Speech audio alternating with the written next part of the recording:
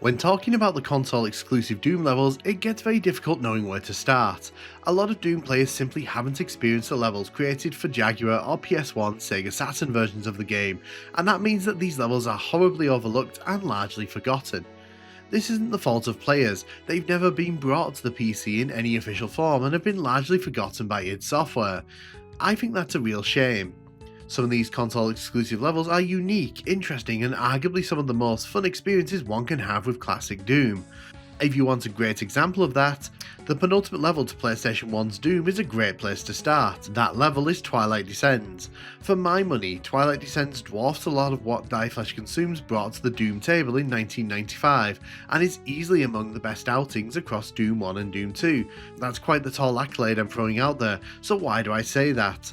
The level itself is extremely well crafted, making great use of space throughout to create varied and interesting locales for the player to blast through. Not only this, a lot of these encounters are fun and pretty great to play through.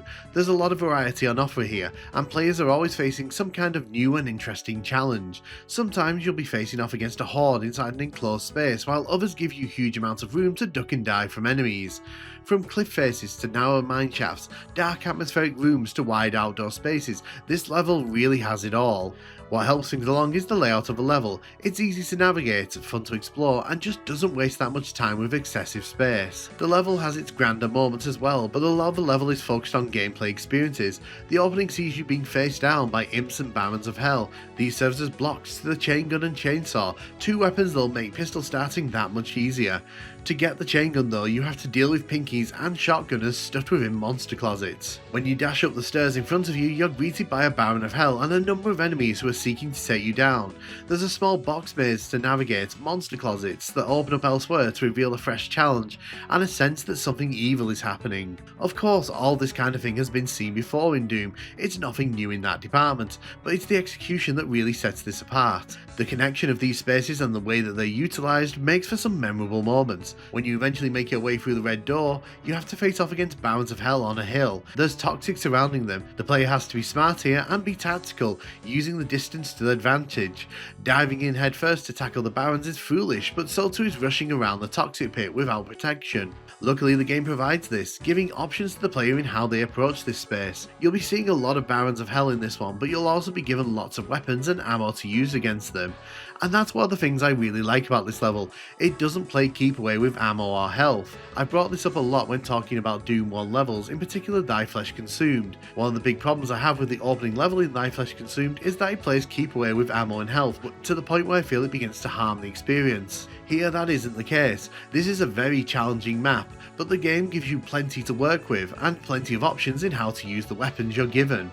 That doesn't mean I think this entire level is perfect. The weakest part of the level for me is that switch puzzle which leads up to the red key. While it's not outright awful, I do feel that placing an essential switch behind an easy to miss secret door is begging for frustration, and it's one of those things that I just hate in early Doom level design. Granted, the door does have a different texture on it and is lit up by a candle right in front of it, but it's not the easiest thing to spot in a room that's already hard to see.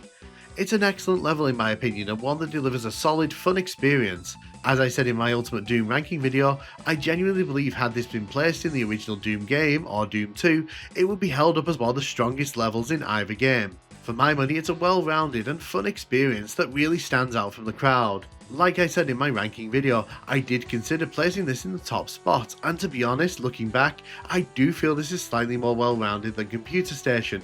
However, I also feel it has the advantage of time. This was created in 1995 and learned from some of the mistakes that earlier levels had to endure. This level stands atop the shoulders of those weaker levels because it had the experience of time. The developers at Williams Entertainment had the ability to go back and pick and choose the best moments that would work in this level. I'm not saying that weighs this level down at all, I'm just pointing out for context. This level is great because it had the chance to reflect. This level has all the right ingredients and the right ability to deliver those moments that it creates. It doesn't play around with potential, it just delivers fun action. Twilight Descends showcases that console Doom levels are on that level of fun and very much worth your time to experience if you've never gone out of your way to do so. In my recent video where I ranked all the Ultimate Doom levels, I placed Twilight Descends, the PlayStation 1 penultimate level, in the second spot. Now, some people have responded to that and said, well, how is that? This level isn't talked about widely. It's not considered, by and large by the community as standout. So what makes it unique? And I'm going to be honest with you, I gave very strong consideration to putting this on top. For me, this is arguably the most well-rounded level in all of Ultimate Doom. And yes, it was developed almost 2 years after most of the other levels in Ultimate Doom, but here's the thing, it learns the right lessons from Doom. And in my opinion, this level combines a lot of the best aspects of what a Doom 1 level should be, in my opinion. Now, of course, you can see that there's a Megasphere up there, that's a Doom 2 item, but outside of those little flourishes of Doom 2, personally speaking, I think this is just a really, really great level. It's stuffed with all kinds of monster closets like this that you have to deal with. If you don't want to deal with this, it is completely optional, but I find these areas really do add a lot of depth to this level, because as you can see here, it leads towards the chain gun, and if you're playing from a pistol start like I am here, you're going to want to grab the chain gun. You can see immediately that you can see the blue and red doors, but we can't do anything with those right now. Instead, we have to head up these steps here. Already, we're being challenged by yet another Baron. And I have to point out here, I love the contrast in the use of textures here. There's a lot of variety on show. The level really does play around with a lot of the design philosophies of Doom and Doom 2, and yes, it does bring in a lot of ideas from Doom 2 that I think really benefit the whole here. Again, is it fair to compare this to the original Doom levels and say that it's better than those? Probably not, but in my opinion, when I want a fun level, this is a very, very fun level. You can even see we've got a bit of a box maze here. It's not that big a box maze, but you have to make your way around to this switch, which raises up steps that allows you to go on top and to jump around. You can also see that over the way there is a little sort of cage with all the shotgunners in. As we make our way to the top of the boxes here, we can grab a bunch of ammo from around here, which we're definitely going to do.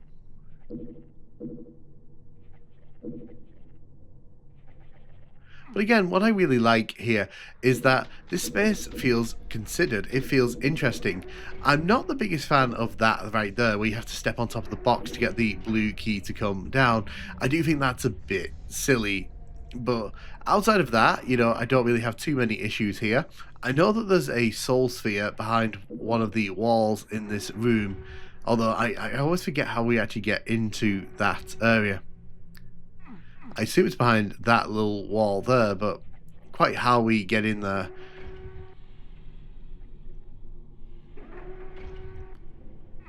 But in my opinion, this level really does a grand job of bringing together some of the best ideas out of the original two Doom retail experiences. And what I mean by that, it's not afraid to throw in big spaces, small spaces, mix things up, like this for example. This is a monster closet that's opened up, there's cacodemons in it, there's imps, there's a challenge here, and players who aren't paying attention will wander outside right into this. It's a nice little trap. But as you can see, there's also a backpack up there, so the game is giving incentives for players to explore and to seek out these spaces. As we head inside the blue door here, you can see that there's an absolute avalanche of enemies here. We've got pinkies, we've got shotgunners. At the back of the room, there's cacodemons, imps inside cages, and then we've got shotgunners up on high who are going to try their best to take us down.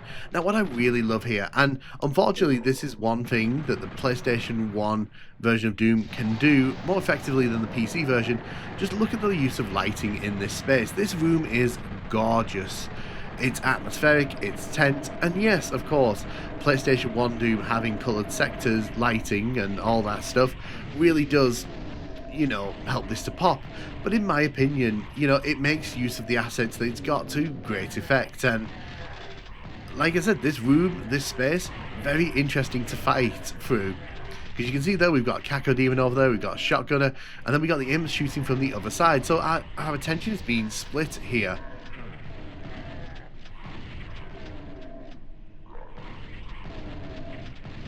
It's a fun little encounter, this. It's very tense and it can be very difficult if you're not paying too much attention. You can also see there's a soul sphere behind us there.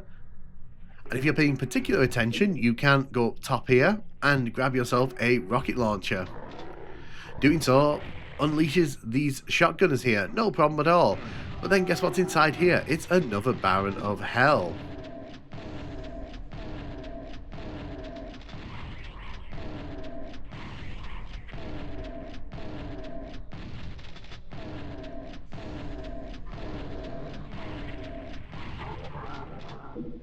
You can grab a Mega Armor there, which is very, very useful. Also, lots of health on this level. When I say in other levels, playing Keep Away with health doesn't make the level better, this is kind of what I mean. You know, this is a difficult level, and taking out the health doesn't take away from the actual challenge.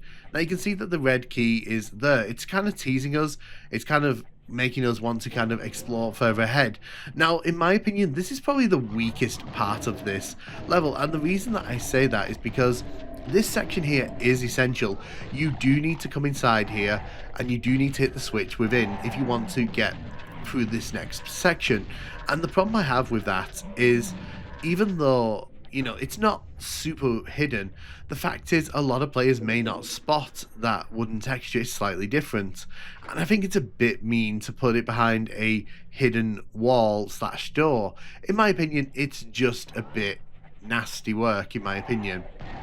But as you can see, this area is like one giant wooden area. And the whole point is you're supposed to explore this area to find 4 switches. Because at the bottom of that section there's a staircase that we are slowly trying to build up. It's definitely a very interesting puzzle.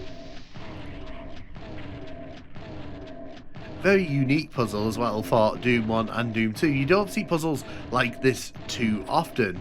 Again, it's PlayStation 1 Doom experimenting with what it has at its disposal to create something a bit different.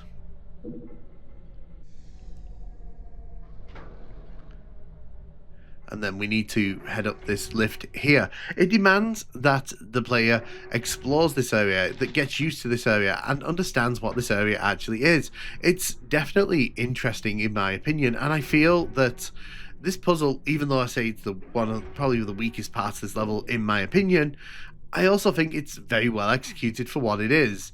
Again, it's nice to see some ambition from some of these custom levels. And then you head out into this space. Love this space. It's such a big open space. You've got the imps in the cage there. If you've not blown through your rockets, you can take them out easily. Otherwise, you have to deal with all the barons on the rock face there. Also love this section here. There's a bunch of shotgunners here who are just looking to chip away at our health. But as soon as we go over there and grab that yellow key, which is teasing us, we're going to get ambushed by a bunch more enemies. And again, this level is not monstrously big. All of these spaces feel considered, they feel interesting, they're really nice to look at. There's only so much you can really do in the original Doom engines, and I feel that levels like this really do a good job of sort of creating interesting architecture, fun spaces, and combining it all to make visually pleasing levels, and this level does a great job of that. When we hit that switch, you can see that the door over there has opened up. If you're paying attention, you can see that there is actually an invulnerability there, and you can see that this area is flooding with enemies who are coming from this mine here.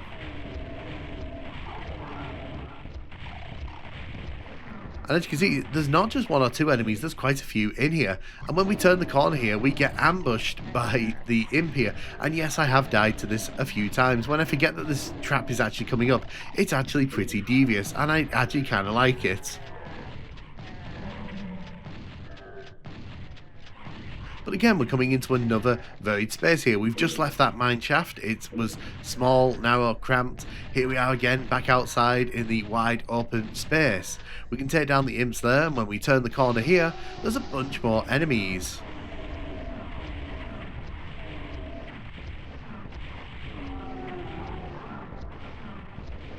And as you can see, that wall has now come down, so this level now has become like a big circle. It is feeding into itself, and it's really clever design because it allows you to go back and explore the earlier areas of the level easily. You don't feel it's cumbersome to go back and have to backtrack because the level takes you back to the start naturally. Good level design.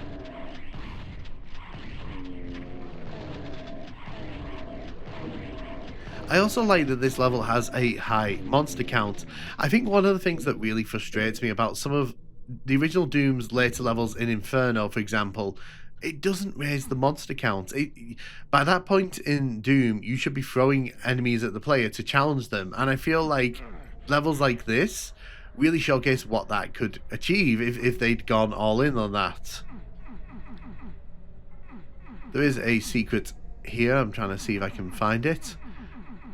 So one of the things with PlayStation 1 Doom here is that there is actually a secret exit, and this actually leads to another PS1 exclusive level called The Marshes, which I might cover in this style if people are interested. But as you can see, it's all atmospheric, great use of lighting, and even if you take out the coloured lighting here, I feel like you would still be getting a very interesting visual experience.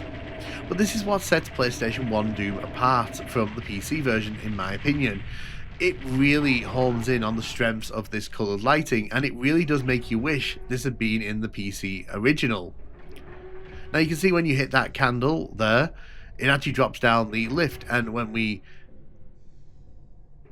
head up here, you can see that the secret exit is right there. Now obviously I don't want to go into that because I don't really want to end the level here. We've still got a bit more level to explore.